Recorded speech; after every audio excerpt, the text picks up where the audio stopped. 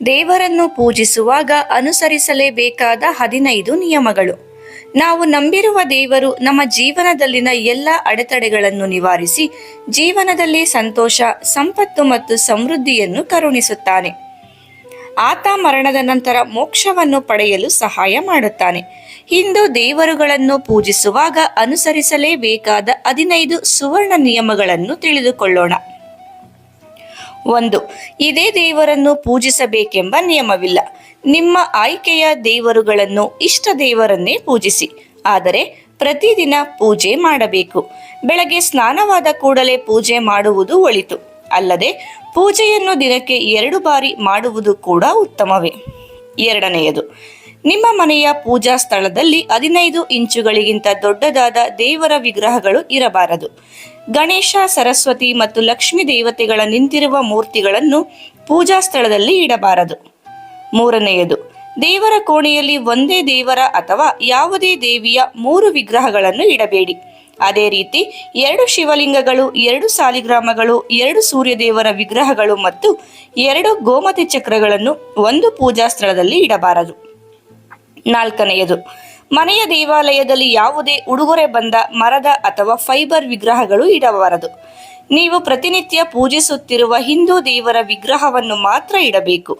ಯಾವುದೇ ಒಡೆದ ವಿಗ್ರಹವನ್ನು ತಕ್ಷಣವೇ ಪೂಜಾ ಸ್ಥಳದಿಂದ ತೆಗೆದುಹಾಕಬೇಕು ಮತ್ತು ಹರಿಯುವ ನೀರಿನಲ್ಲಿ ಗೌರವಯುತವಾಗಿ ವಿಸರ್ಜಿಸಬೇಕು. 5ನೇಯದು, ನಿಮ್ಮ ಪೂಜಾ ಮಂದಿರದ ಮೇಲೆ ದೇವರ ಬಟ್ಟೆ, ಪರಿಕರಗಳು, ಪುಸ್ತಕಗಳು ಮತ್ತು ಇತರ ಪೂಜಾ ಸಾಮಗ್ರಿಗಳನ್ನು ಇಡುವುದು ಒಳ್ಳೆಯದಲ್ಲ. 6ನೇಯದಾಗಿ, ಮನೆಯಲ್ಲಿ ಪೂಜಾ ದೇವಾಲಯದ ಮುಂಭಾಗದಲ್ಲಿ ಪರದೆ ಅಥವಾ ಬಾಗಿಲು ಇರಬೇಕು. ಪೂಜಾ ಕೋಣೆಯಲ್ಲಿ ಮೃತ ಪೋಷಕರ, ಬಂಧು ಬಾಂಧವರ ಫೋಟೋಗಳನ್ನು ಇಡಬೇಡಿ. 7ನೇಯದು, ಹಿಂದೂ ಸಂತರು ನಿಮ್ಮ ದೈನಂದಿನ ಪ್ರಾರ್ಥನೆಗಳನ್ನು ಕನಿಷ್ಠ 5 ಹಿಂದೂ ದೇವರುಗಳಿಗೆ ಸಲ್ಲಿಸಿದಾಗ ಪೂಜೆ ಪೂರ್ಣಗೊಳಿಸುತ್ತದೆ ಎಂದು ಉಲ್ಲೇಖಿಸಿದ್ದಾರೆ. ಇದನ್ನು ಪಂಚದೇವ ಎಂದು ಕರೆಯುತ್ತಾರೆ. ಅದರಲ್ಲಿ ಒಬ್ಬರು ನಿಮ್ಮ ಇಷ್ಟ ದೇವರಾಗಿರಬೇಕು. ಪ್ರಾರ್ಥಿಸಬೇಕಾದ 5 ಪ್ರಮುಖ ದೇವರುಗಳೆಂದರೆ ಭಗವಾನ್ ಸೂರ್ಯ, ಗಣೇಶ, ದುರ್ಗಾ, ಶಿವ ಮತ್ತು ವಿಷ್ಣು. 8ನೇಯದಾಗಿ, ಪೂಜೆಯನ್ನು ಯಾವಾಗಲೂ ಪೂರ್ವ ಅಥವಾ ಉತ್ತರಕ್ಕೆ ಮುಖ ಮಾಡಿ ಮಾಡಬೇಕು. ಯಾವುದೇ ಸಂದರ್ಭದಲ್ಲಿ ಹಿಂದೂ ದೇವರುಗಳ ಪೂಜೆಯನ್ನು ದಕ್ಷಿಣಕ್ಕೆ ಅಭಿಮುಖವಾಗಿ ಮಾಡಬಾರದು. ಅಲ್ಲದೆ ಹಿಂದೂ ದೇವರ ಮೂರ್ತಿಯ ಕಡೆಗೆ ನಿಮ್ಮ ಬೆನ್ನನ್ನು ಹಾಕಿ ಕುಳಿತುಕೊಳ್ಳಬಾರದು. 9ನೇಯದು, ಬೆಳಗ್ಗೆ ಪೂಜೆ ಮಾಡುವಾಗ ತುಪ್ಪದಿಂದ ದೀಪವನ್ನು ಹಚ್ಚಬೇಕು. ಸಂಜೆ ಎಣ್ಣೆಯಿಂದ ದೀಪವನ್ನು ಬೆಳಗಿಸಬೇಕು. ನೀವು ಎಂದಿಗೂ ಒಂದು ದೀಪದಿಂದ ಮತ್ತೊಂದು ದೀಪವನ್ನು ಹಚ್ಚಬಾರದು.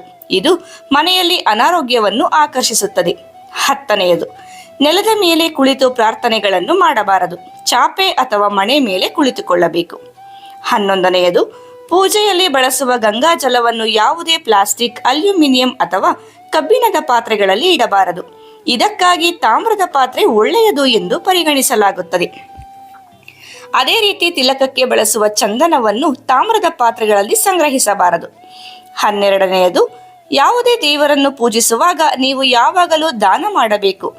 ದಾನ ಮಾಡುವಾಗ ನಿಮ್ಮ ಯಾವುದೇ ಕೆಟ್ಟ ಅಭ್ಯಾಸಗಳನ್ನು ನಿಲ್ಲಿಸಲು ನಿರ್ಣಯವನ್ನು ತೆಗೆದುಕೊಳ್ಳಿ. ನಿಮ್ಮ ಋಣಾತ್ಮಕತೆಯನ್ನು ನೀವು ಎಷ್ಟು ವೇಗವಾಗಿ ತೊಡೆದು ಹಾಕುತ್ತೀರೋ ಅಷ್ಟು ಬೇಗ ನಿಮ್ಮ ಆಸೆ ಈಡೇರಿಸಲಾಗುತ್ತದೆ. 13. ದೇವರಿಗೆ ಪೂಜೆ ಸಲ್ಲಿಸಿದ ನಂತರ ಒಂದೇ ಸ್ಥಳದಲ್ಲಿ ನಿಂತು 3 ಪರಿಕ್ರಮಗಳನ್ನು ಮಾಡಬೇಕು. ಆರತಿಯ ಕೊನೆಯಲ್ಲಿ ಕೈ ಜೋಡಿಸಿ ದೇವರು, ದೇವತೆ ತಮ್ಮ ಪ್ರಾರ್ಥನೆಯನ್ನು ಸ್ವೀಕರಿಸುವಂತೆ ವಿನಂತಿಸಬಹುದು ಮತ್ತು ಪೂಜೆಯ ಸಮಯದಲ್ಲಿ ಮಾಡಿದ ಯಾವುದೇ ತಪ್ಪುಗಳನ್ನು ಕ್ಷಮಿಸಿ ಎಂದು ಕೇಳಿಕೊಳ್ಳಿ. ಇನ್ನು ಪೂಜೆಯ ಸಮಯದಲ್ಲಿ ಈ ವಿಷಯಗಳನ್ನು ನೆನಪಿಡಬೇಕು. ದುರ್ಗಾದೇವಿಗೆ ದೂರ್ವೆ ಹುಲ್ಲನ್ನು ಅರ್ಪಿಸುವುದಿಲ್ಲ. ಇದು ಗಣೇಶನಿಗೆ ಮಾತ್ರ. ಆದರೆ ದೂರ್ವೆಯನ್ನು ಭಾನುವಾರದಂದು ಗಣೇಶನಿಗೆ ಅರ್ಪಿಸಬಾರದು. ಸೂರ್ಯದೇವನಿಗೆ ಅರ್ಘ್ಯ ಅರ್ಪಿಸುವಾಗ ದೈವಿಕ ಶಂಖದಿಂದ ನೀರನ್ನು ಸುರಿಯಬಾರದು. ಪೂಜೆಯ ಸಮಯದಲ್ಲಿ ಮಾತ್ರ ದೈವಿಕ ಶಂಖವನ್ನು ಊದಬೇಕು. ಸ್ನಾನ ಮಾಡದೆ ತುಳಸಿ ಎಲೆಗಳನ್ನು ಕೀಳಬಾರದು. ಕಮಲದ ಹೂವನ್ನು ಲಕ್ಷ್ಮೀ ದೇವಿಗೆ ಅರ್ಪಿಸಲಾಗುತ್ತದೆ.